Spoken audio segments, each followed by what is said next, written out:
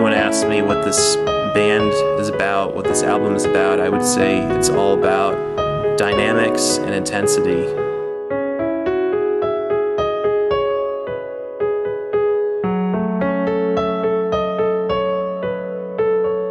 You can get an intense sound with really quiet dynamics or with really loud dynamics.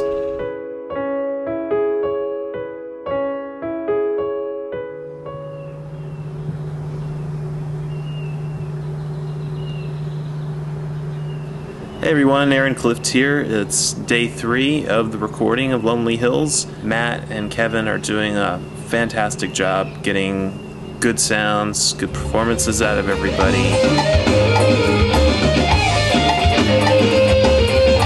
Jim, our guitarist, comes from the world of theater.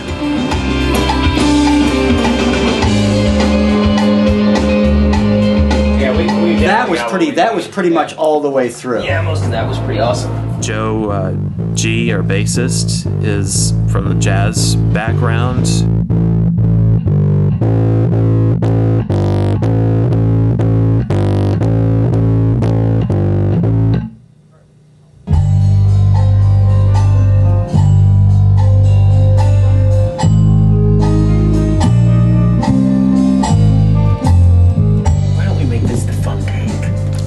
I like that. Let's make it fun.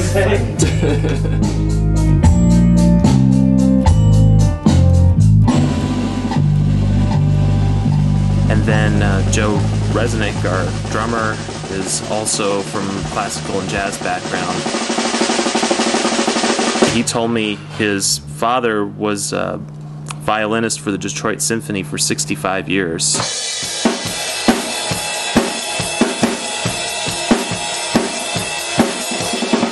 One of the things that Matt was saying about Joe's performance is how consistent a hitter he is. You don't use the same snare sound for an entire record, especially a concept record or something where every song is sort of a different scene. This one in particular, we actually used one of Kevin's magical snares. I'm not going to tell you which one it is because I can't give secrets away. What is that big, deep snare sound? All those diverse elements really fit well into this music and brings it that dynamic and intense sound.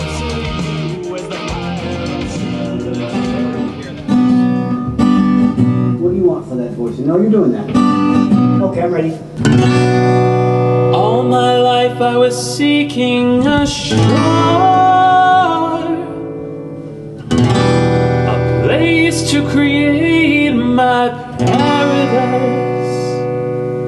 but I prayed for heaven, a temple of lies, made my faith disappear, resigned to my fear, and I can't live like this anymore.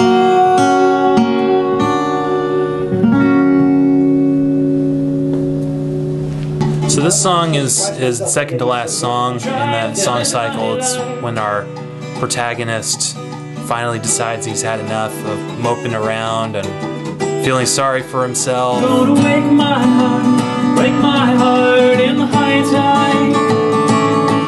Then I face the dark and try to find my light. I'm gonna wake my heart. Like so, the beginning of that that's what this one's about. Like kind of rushed, but the rest of it was fantastic. Okay, want to do another take? Let's do one more and then we can comp it. Yeah. He's nailing it. Try to find my light. Let's do it. Hi, Pumpkin. Want to go out in the backyard? I have a friend that you always know he's crossed that line when he's drinking, when he starts asking to let the dogs out.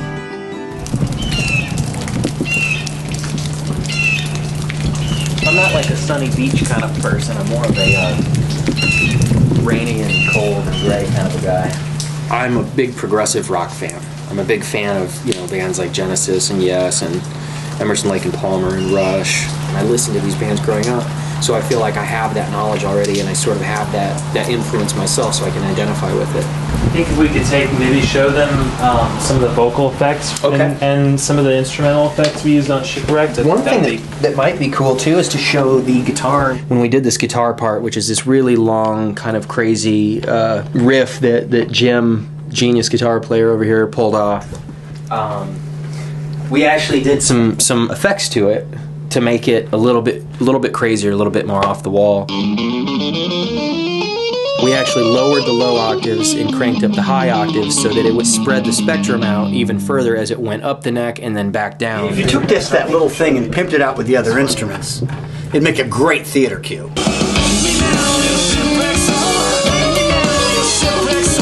I want that crazy riff as my ringtone. I think that would be a good one.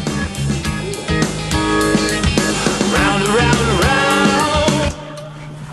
The same song here on Shipwrecked. My anchor's ripped away by a wave that will not rest. Basically, it's two vocals. It's sort of a call and answer type thing. What we did to give separation of the parts is we double tracked vocal 1, and then we left vocal 2 singular. So when it goes back and forth, it really feels like it's sort of two different personalities. Unfriendly seas, now my sunken hope will raise. Going for these kind of 9 to 12 minute long epic, progressive songs, it definitely intrigued me, and it got me excited right off the bat. This would be day 10, and tomorrow is our last day. We are done with all the guitar stuff today, and I'm very happy with how it came out. Jim just did a killer solo for Shipwrecked, and we did High Tide today, so we've got our flute player coming in, do a little guest spot on Eye of the Storm, and then it's back to me slaving away at more vocals. Let's try a double, so play along. Here's 4 dings.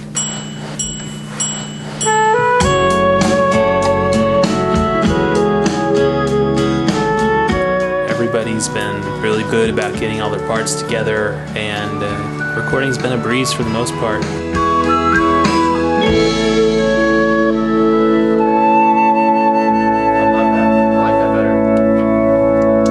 That's beautiful. So why don't we do another pass from the top, and then we can comp what we need. Okay. And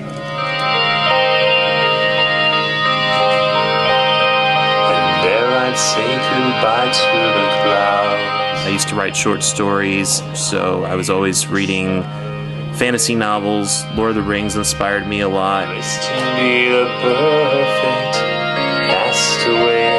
Nature imagery, water, hills, always conjures up a lot of feelings for me.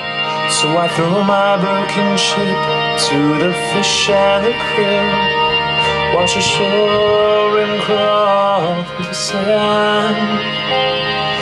In the case of the Castaway Saga, it's a person going through an existential crisis in his mind, and he imagines himself as though he were a captain, and he gets shipwrecked.